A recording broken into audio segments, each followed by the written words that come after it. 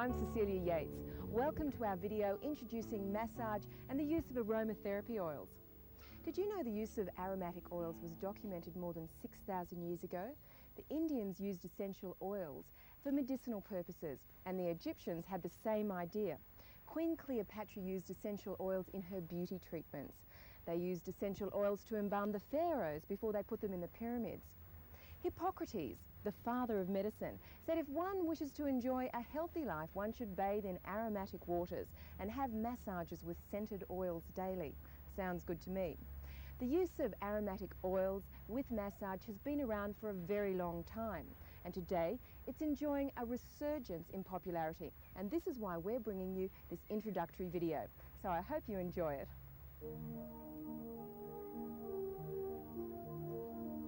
Essential oils are extracted from aromatic plants, trees and grasses. Due to their complex nature, it is important to use only the purest essential oils. Essential oils are not greasy at all. They have the consistency of water or alcohol. They can be very potent, and most cannot be applied directly onto the skin. So during massage, the essential oils must be blended with a suitable cold-pressed oil, such as apricot, avocado or almond. These are called carrier or base oils and won't override the fragrance of your essential oil. To expand on the use of essential oils and massage is our aromatherapist and masseuse of over 10 years experience, Francesca Witherby. We have a wonderful selection of oils. The question is, how do you blend them? Well, this is the fun part of aromatherapy, is choosing and blending your own oils. I like to work with 2 or 3 oils at the most, and that way it's not confusing to have too many different fragrances going on at one time. So the best way to do your blending is, first of all, smell each individual oil by just wafting it past your nose. Look at the name, this way you can start to memorize what the oils smell like. Secondary is to choose 2 oils that smell compatible together. When you find a combination that smells good to you, then you can start to blend them in the glass bowl or metal bowl. How much of your carrier oil should you use, and how much of your essential oil? I like to use a proportion of 1 tablespoon of oil, which is approximately 15 mils of the base oil, with 6 or 7 drops of your essential oil, which is approximately 1 drop of essential oil to every 2 mils of oil, base oil. What are the different kinds of carrier oils? Well, there are lots of different carrier oils to use, but the key thing is to use a cold-pressed natural oil. Just measure out 1 tablespoon, which is 15 mils, of your base oil, and pour it into a glass or metal dish.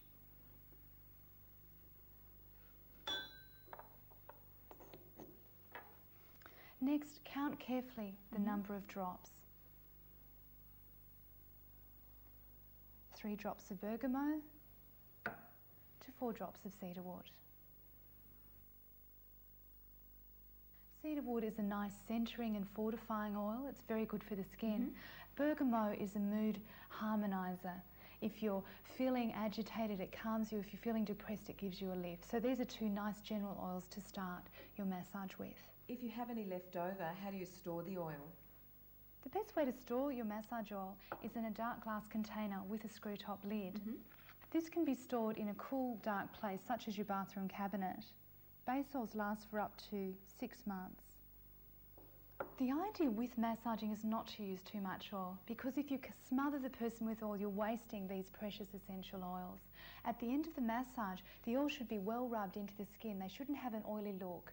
So it's better to use a small amount of oil at a time.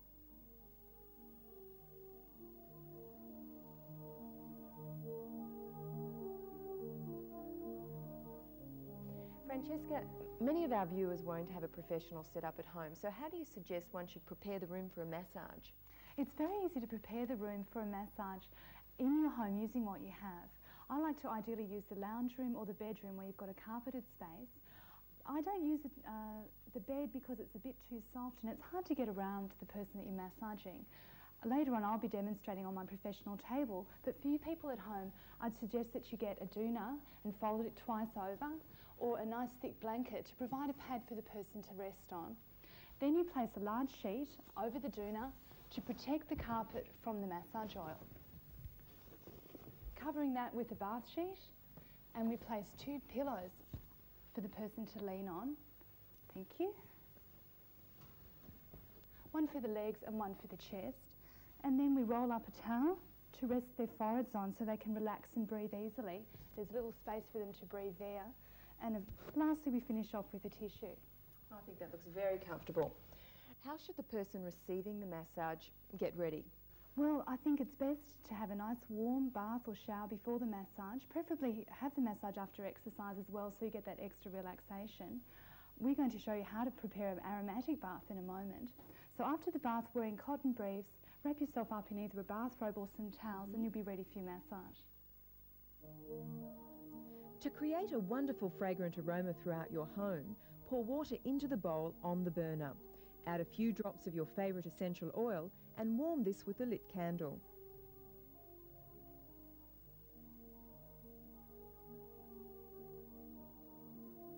An aromatic bath is one of life's great pleasures.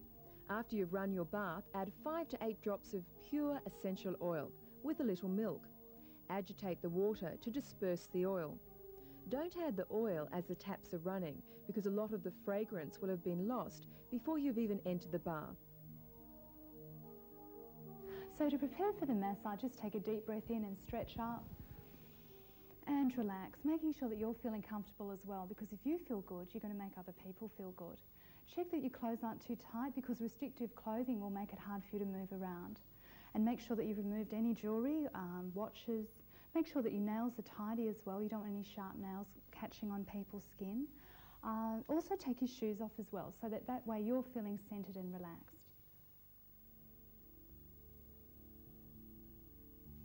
This is Brenton, our massage partner for the back section. Just relaxing please, Brenton, resting your arms by your sides. It's great to have plenty of towels when you're giving a massage to make sure that your massage partner is comfortable and warm. Okay. Is the back the best place to start a massage? Yes, I always like to start around the back, because often people do suffer from back pain. And even people that don't have back pain often feel tension around their neck and shoulders. Massage around the back is great for relaxing people when they have headaches, and people feel comfortable being touched around this area too. How much oil should you use to start the massage? Start by pouring a little bit of oil into the palm of your hand. Try not to use too much oil because you'll find you'll be sliding around too much. Rub the oil well into your hands to warm it up, then just rest your hands on the top of your partner's shoulders. Ask them to take a deep breath in, please, Brenton, and breathing out. Now that you've centred with your partner, you can start sliding down the body, spreading the oil generally over the whole back. Are there different kinds of strokes you can use in a massage? Yes, there are different strokes. There are 3 key strokes that we use in Swedish massage. The first one is effleurage, which is what I'm using to apply the oil and to spread it throughout the body. Effleurage is great for relaxing the surface muscles and getting your massage partner used to the feeling of you touching their bodies. It also helps to calm the nerves. There are different ways that you can do effleurage. The most important thing is to mould your hand to the shape of the body as you're running over the muscles.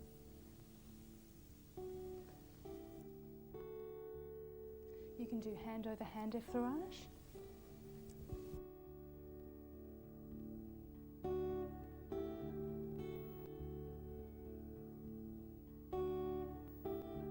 And then you can do double-handed effleurage for more muscular people. It's really important to learn how to work with your fingers together, which saves your hands, because otherwise after about 5 minutes you can get very, very tired when you're massaging. So putting one hand on top of the other just gives you that little bit more strength.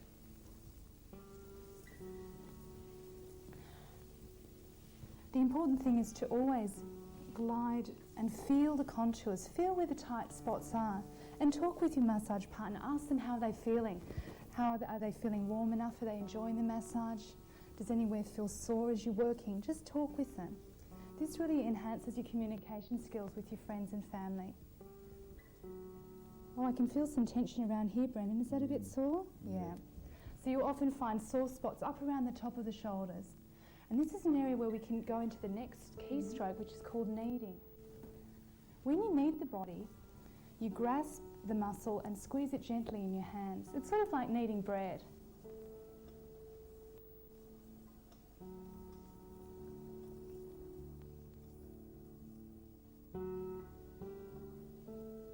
I'm doing alternate thumb movements here. Other variations of frictions, a finger over finger, hands together, working into those tight neck and shoulder areas.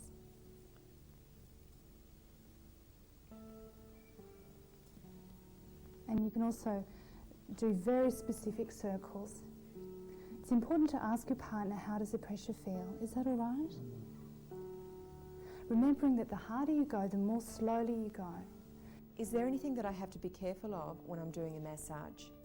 Yes, I think it's important to be careful not to press too hard, especially on the bony areas of the body, because there's no padding to protect them.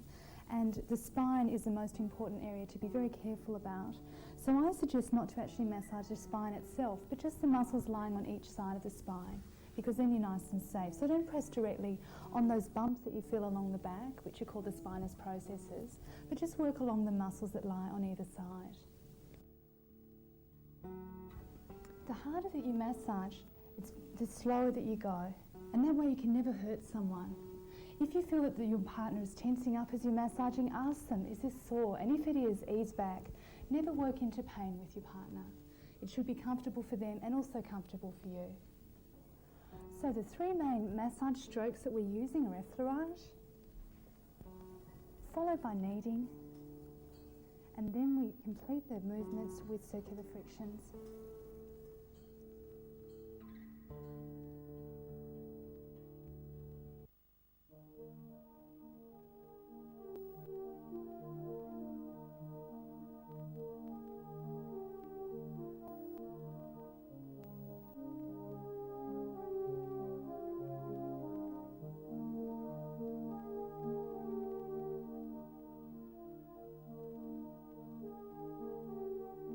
Well, we're working on Lisa now, specifically on the leg region.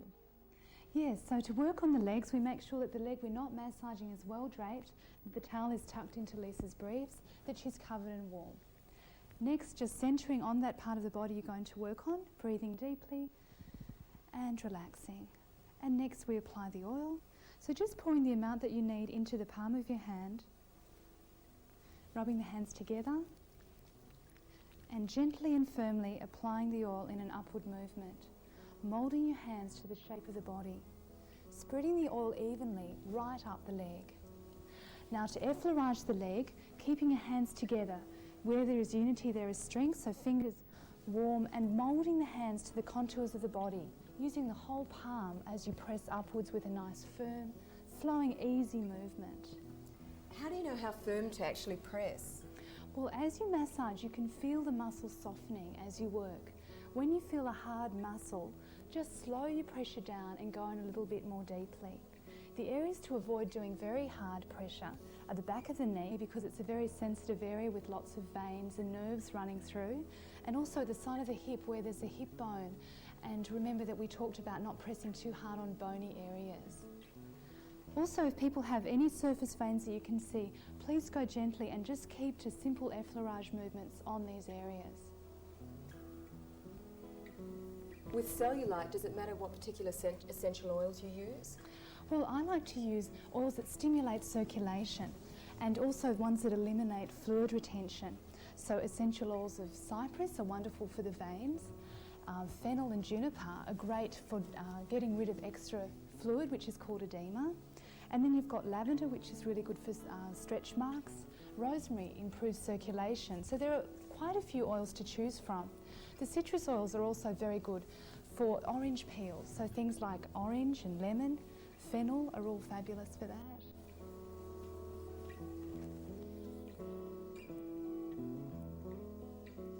Alan is an athlete, and as a result he has a lot of aches and pains. Francesca, what essential oils can you use to relieve these? Wonderful essential oils for muscle aches and pains include rosemary, which is excellent for circulation and relieves muscular tension, and peppermint, which has wonderful refreshing qualities. How do the oils penetrate beneath the skin?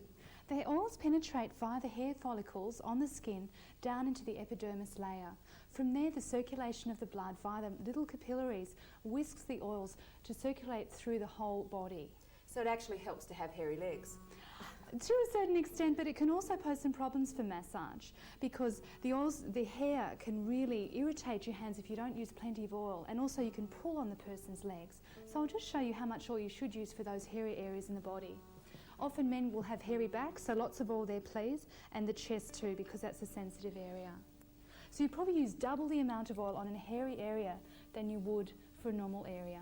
As soon as you feel that the hair's causing a restriction, add that little bit extra oil. So now I can get a nice flow with my effleurage, and we can just repeat the movements that we did on the back of the leg for the front of the leg.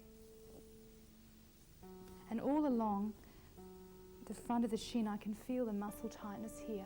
Because of Alan's exercise, he's using his legs a lot, so I can start to really work in much more deeply around these areas, staying on the muscle. So I wouldn't do this around the knee, but just on the lower leg. When I flow up to the top of the surface, I'm just doing a gentle effleurage to join this part of the body with the thigh, but no strong pressure on the knees, please. You should see the body rolling and moving as you're working. That means the person's relaxed. If they're holding their leg tight, just gently shake the leg and ask them just to let go of any tension that you might feel. You can also do some double-handed effleurage on the top of the thigh. See how my fingers are once again moulding to the shape of the body, and I'm working nice and steadily with even pressure.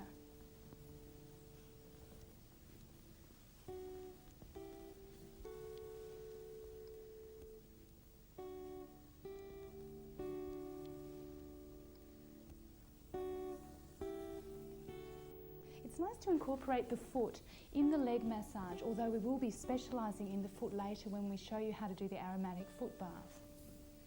So remember not to leave parts of the body out. Work on the whole leg, bringing it all together with your effleurage movements. And just stroking down along the foot. You'll use the same movement on the hand when we do the neck and shoulders.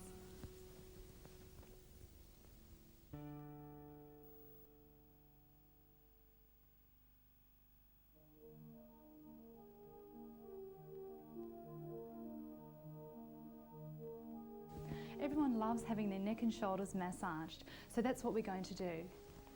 Just relax your arm by his side. Thanks, Alan. You feeling nice and warm? Yeah, great. So we've made sure that Alan's covered with towels. Very important to only have the area exposed that you're actually working on, because then your massage partner feels comfortable. Okay, so I'm going to apply the oil again, being careful not to put too much on because I can always go back for more if I need it. And starting with the effleurage movement, covering the whole shoulder right down to the hand. Okay, so now I'm going to anchor to stop his arm moving around. So just firmly holding his hand and then gliding upward. So this is a nice drainage movement. And you can start to feel the contours of the body, just remembering to really shape your hand to the area that you're working on. And the arm's a great place that you can start to be a bit creative with your movements. You've been doing a little bit of massage now, you know what to feel for the muscles and where you can feel the tension. And so just slowing down where you feel the body's the tightest. Now I can feel a bit of tension here, so I'm just slowing that pressure down and really pressing it a little bit more deeply. The areas to avoid rubbing too hard at the back of the elbow where the bones are. Now we're just going to do some gentle kneading, which is really a squeezing and releasing movement for here.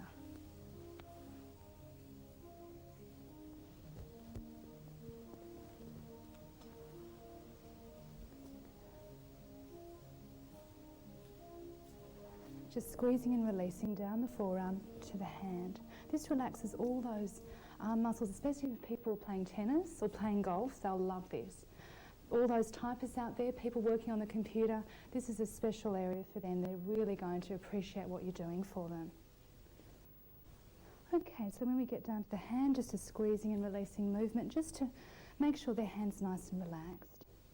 Then gliding onto the fingers and just circling them gently around. Please don't tug or pull at the fingers. This is just a nice relaxation movement.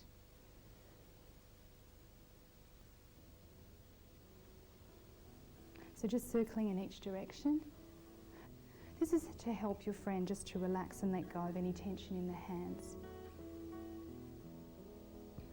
Okay, so we've done the arm and we're coming up to the shoulder now. So they can just relax their arm out like this. So that way the whole shoulder, you can see there's some gentle movement here. Okay, just turning your head to the side, please, Alan. Okay, so now we can start to massage the top of the neck and shoulders, which is just a key area for so many people. Now this shoulder muscle here is called the trapezius, and you want to get right underneath that. This is where you'll find all those knots. Can you see that there? That's a big knot I've just found. How does that feel? That's great. Oh, good. So talk to your friend and make sure that you're working on the right spots. That's not hurting you? No, that's good. Great. So when in doubt, remember to ask them how they're feeling. And you're going to get lots of positive feedback, I can assure you. Okay. The oils that I'm working with for around the neck and shoulders and arm are relaxation oils, which I think the best ones to use are lavender, which are very good for muscle aches and pains, but not as stimulating as rosemary, and sandalwood, which encourages deep breathing and relaxation. So both of these will start to relieve stress. And when you think about it, stress is what's causing most of the tension up here to begin with. Okay, so now that we've relaxed the neck and shoulders and arm, a nice way to finish off is just by flowing right down and the person feels nice and relaxed right through their arm. This is a nice way of saying goodbye to an area, the gentle stroking down and out through the fingers. Pausing for a moment and finishing.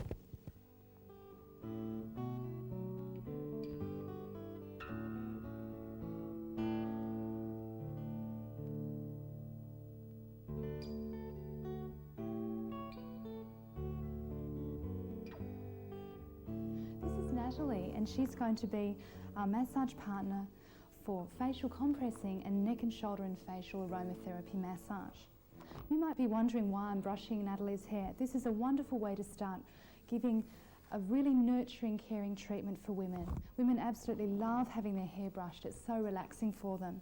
So guys out there, just remember this. This is a lovely thing to do for your lady friends. Okay, so Natalie has removed her makeup, taken away jewellery, earrings and necklaces. So now we're just going to wrap a towel carefully around her hair to protect it from any oil, because there's nothing worse than having oil rubbed through your hair at the end of a massage. So now Natalie's hair is all protected, we're ready for Cecilia to prepare the warm compress. To prepare the compress, fold a hand towel like a fan. Soak this in comfortably hot water and wring out well.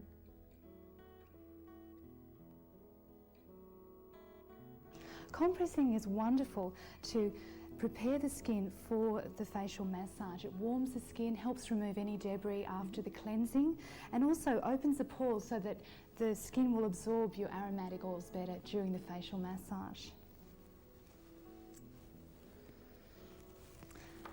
For the facial blend, I've used essential oils of rose and chamomile, which are beautiful for sensitive skins. They're some of the finest oils and some of the most expensive. All right, Natalie, just relaxing and closing your eyes now, please. We're going to start by applying the oil around the neck and gently sweeping it up to the forehead. Smooth flowing strokes, making sure you've got enough oil so that your hands glide freely over their skin. Always working upward, this lifts the face and helps to prevent aging wrinkles. And then working in sections, gliding over the cheeks and up and across the forehead. Circling around the temples. This is very relaxing and wonderful if people are suffering from headaches. You can also just gently sweep your hand across the top of the forehead.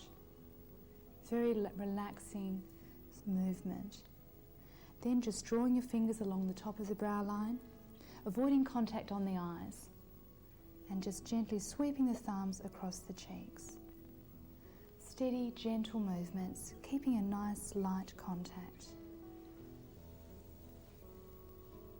Then you can massage down and around the front of the chest, sweeping the hands across the shoulders. Just asking your partner to take a deep breath in, please, Natalie, and breathing out, and then just gently relaxing and easing those shoulders.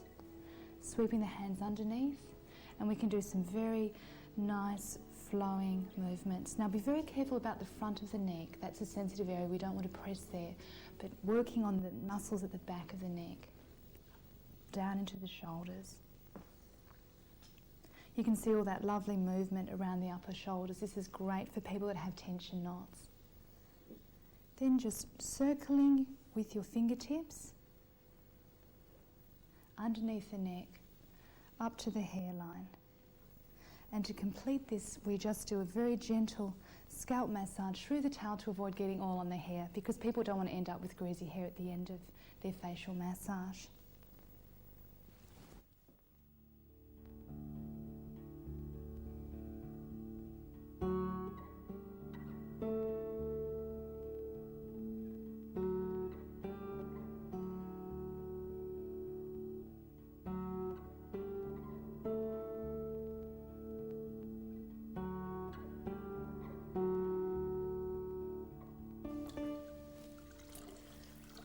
A foot massage is one of the easiest massages you can do, but I think it's the most enjoyable. What's the oil you're going to put in that foot bath, Francesca? Peppermint's a wonderfully refreshing oil, so that's what I'm using today, especially after you've been on your feet or been wearing high-heeled shoes. It's so relaxing. Oh, that's nice and warm. Right, so once you've bathed your partner's foot, you can actually remove the foot out of the water and place the other foot into the bowl. Making sure that you dry their leg well before applying the oil for the foot massage. That really does smell wonderful. Okay, just placing your foot up here. And again, I've used peppermint and rosemary in the massage blend. Okay. Just applying the oil in upward strokes as we've learnt before for circulation.